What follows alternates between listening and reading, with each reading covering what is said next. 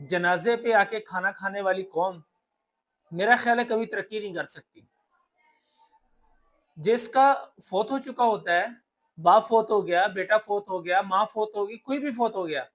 اب اس کو سب سے جو بڑی مصیبت اس دن پڑی ہوتی ہے وہ دفنانے کی نہیں ہوتی، اس کو قبر کی زیادہ ٹینشن نہیں ہوتی، اس کو یہ مسئلہ شروع ہو جاتا ہے کہ اب میرے مہمان آ رہے ہیں، میرے رشتہ دار آ رہے ہیں، اب ان کو کھانا کیسے کھلایا جائے گا؟ ان کے لیے دیگوں کے آرڈر ہو رہے ہوتے ہیں، ان کے لیے ٹھنڈے پانی کا انتظام ہو رہا ہوتا ہے، اور یہاں تک بھی دیکھا گیا ہے کہ سالن کے اندر مجھے جی ایک بوٹی دی گئی ہے، مجھے ساتھ میں کولڈ ڈرنک نہیں ملی، تو یہ ساری چیزیں جو ہوتی ہیں وہ اس کی بے بسی کا مذاق اڑایا جا رہا ہوتا ہے۔ حالانکہ رسول اللہ صلی اللہ علیہ وسلم نے تو یہاں تک تعلیمات ملتی ہیں ان کی کہ 3 دن تک ان کے گھر میں چولہا نہ جلے، ان کو پریشانی نہ ہو کھانے پکانے کی، وہ ایک غم کے اندر ہے، ان کی دلجوئی کی جائے، ان کی اشک کی جائے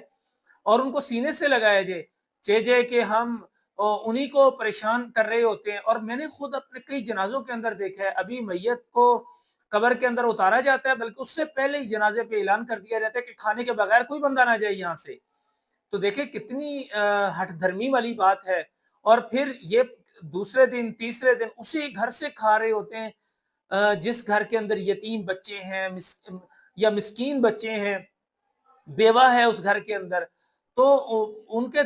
دکھ اور درد کے اندر شریک ہونے کے بجائے ہم انہی کا مال کھا رہے ہوتے ہیں۔ اور رسول اللہ صلی اللہ علیہ وسلم نے یہاں تک فرمایا کہ کسی یتیم کا مال کھانا ناحق طریقے کے ساتھ یہ اپنے پیٹ کے اندر آگ کے انگارے بھرنا ہے۔ تو کتنی بڑی وعید ہے، اور ہم خوشی کے ساتھ کل خانی فلاں بڑے سارے نام دیے گئے ہیں اس چیز کو، اور ہم نام بدل کے پھر دعا کے نام پہ کھانا بن رہا ہوتا ہے۔ تو یہ ساری چیزیں جو ہیں یہ ہم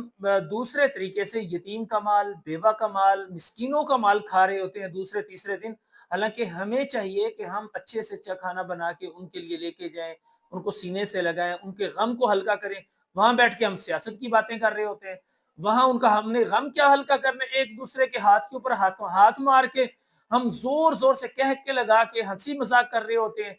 اب وہاں پہ بیٹھ کے سیاست کی باتیں ہو رہی ہوتی ہیں۔ تو دوسرے دن تیسرے دن ان کو کھانا کھلانا ہوتا ہے، ہم ان کے مہمان الٹا بنے ہوتے ہیں، حالانکہ قریب گھر ہے، ہوٹل پاس ہوتے ہیں، سب کچھ ہوتا ہے،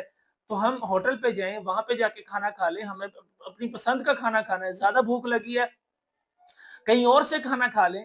تو یہاں پہ ایک اور بڑا مسئلہ بھی ہوتا ہے، فوت کسی اور کا ہوا اور سارے مہمان سارے